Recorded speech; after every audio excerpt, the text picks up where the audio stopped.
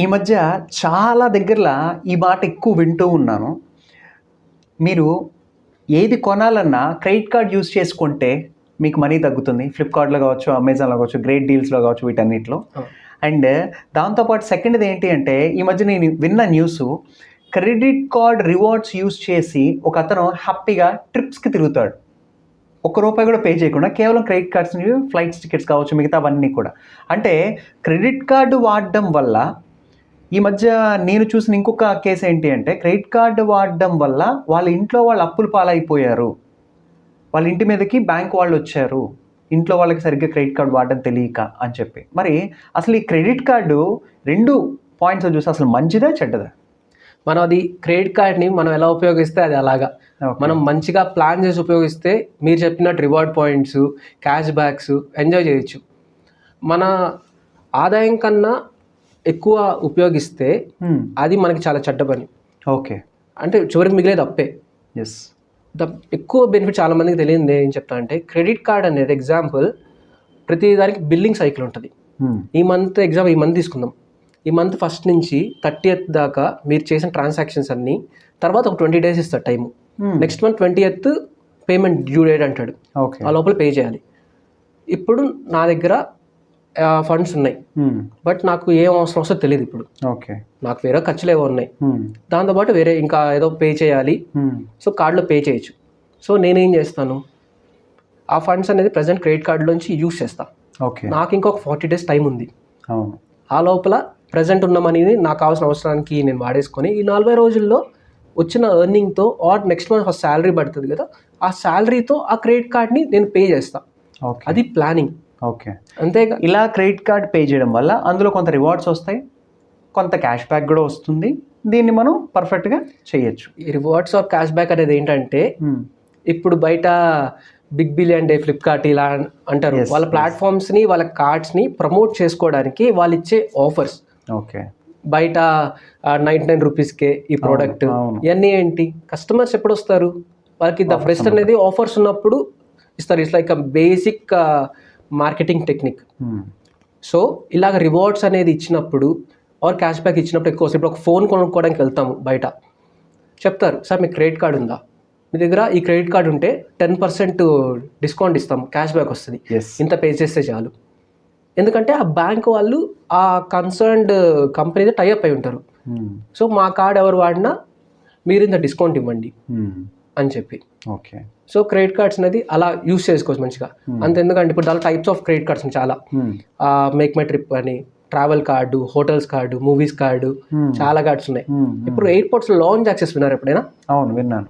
చాలా మందికి తెలియదు లాంజెస్ ఉంటాయని కూడా తెలియదు. అదేంటంటే లాంజెస్ అనేది ఏంటంటే అక్కడ రెస్ట్ ఏరియా అన్నట్టు, మనకి ఫుడ్ అన్ని అవైలబుల్ ఉంటాయి. ఫ్లైట్ వచ్చే లోపల వీ కెన్ వెయిట్ దేర్. నార్మల్గా మీరు డబ్బులు పే చేసి వెళ్ళాలంటే ఒక లాంజ్ యాక్సెస్కి 2500 to 3000 పే చేయాలి. అదే మీరు ఆ కన్సర్న్ క్రెడిట్ కార్డ్స్ ఉంటాయి కదా, వాళ్ళ ఆఫర్స్ ఉంటాయి. Per quarter 3 lounge access, domestic are international ఉంటాయి.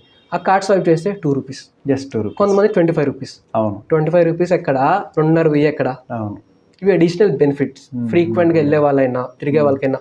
కొంతమంది అంటారు, ఇప్పుడు పెట్రోల్ బంక్స్లో మీరు మా కార్డ్ వాడితే పెట్రోల్ మీద సర్చార్జ్ పడుతుంది, సర్చార్జ్ వేవియర్ అంటాడు.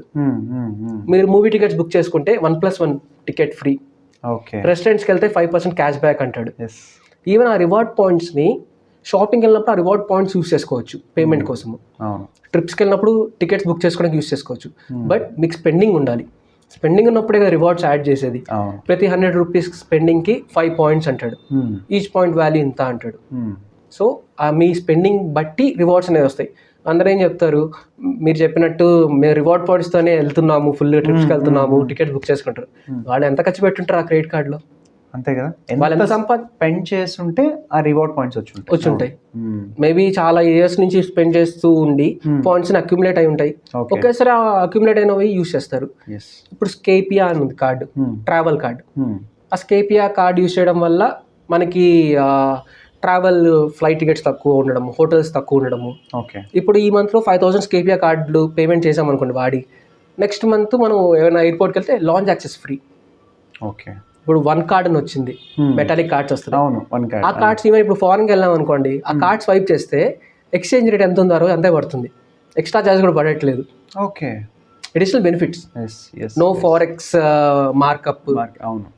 తెలుసుకుంటే మనం ఎంత మంచిగా కావాలంటే అంత మంచిగా వాడచ్చు. బట్ మన ఆదాయం ఎంత, మనం ఎంత పే చేయగలనేది మనం దృష్టిలో పెట్టుకోవాలి. ఇప్పుడు సడన్గా ఐఫోన్ రిలీజ్ అయింది, అది 1,50,000, నాకు ఫోన్ కావాలని చెప్పి కొనేస్తాడు. అవును. ఎలా కడతాడు? కట్టలేడు.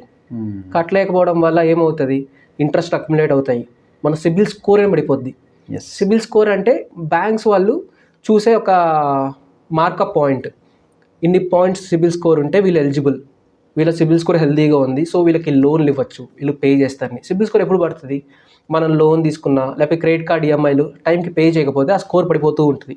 ఓకే. వాళ్ళకి దాన్ని బట్టి ఏం తెలుస్తుంది, వీడు ఏదో ఇరెగ్యులర్ పర్సన్, సో వీడికి లోన్ ఇస్తే మళ్ళీ వస్తుందో రాదో అని చెప్పి అన్నీ ఉంటాయి. అవును. ఏ లోన్ కైనా మనకి సిబిల్ స్కోర్ అనేది సిబిల్ స్కోర్ చాలా ఇంపార్టెంట్. మరి క్రెడిట్ కార్డు కరెక్ట్గా వాడితే సిబిల్ స్కోర్ పెరుగుతుంది, సిబిల్ స్కోర్ ఉంటుంది. అవును, కరెక్ట్గా వాడకపోయినా కూడా సిబిల్ స్కోర్ తగ్గిపోతుంది. ఓకే. క్రెడిట్ కార్డ్ ఇంకా లోన్స్ అయినా కూడా మనం కరెక్ట్గా టైంకి పేమెంట్లు ఈఎంఐలు చేసుకుంటే ఏమి ఇబ్బంది ఉండదు, చేయకపోతేనే అది పడిపోతూ ఉంటాయి. ఓకే. సో మంచి ఉంది, చెడు ఉంది, మనకు అవగాహన ఉండాలి అండ్ మనకి మన మీద కంట్రోల్ ఉండాలి.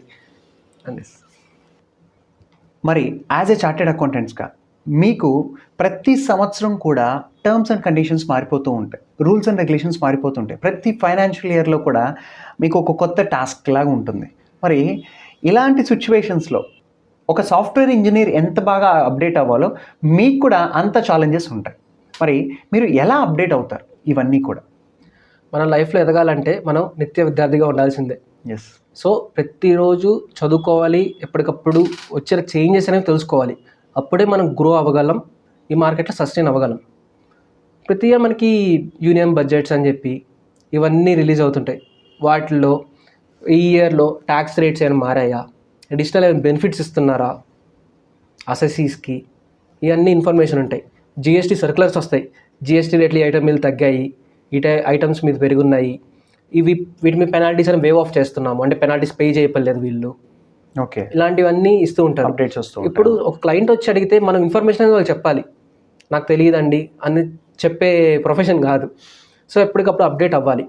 అండ్ మా ఇన్స్టిట్యూట్ అనేది ప్రతి మంత్ అనేది సిపిఈ, కంటిన్యూస్ ప్రొఫెషనల్ ఎడ్యుకేషన్, ప్రతి మంత్ ఉంటుందా? ప్రతి మంత్ ఉంటుంది. ఓకే. సో టాపిక్స్ అనేవి మా నెల్లూరు ఇన్స్టిట్యూట్ ఎగ్జాంపుల్, నెల్లూరు ఇన్స్టిట్యూట్లో మేము ఒక టాపిక్ అనేది ఫిక్స్ అవుతాము, ఆ టాపిక్ మీద అందరిని ఇన్వైట్ చేస్తాము.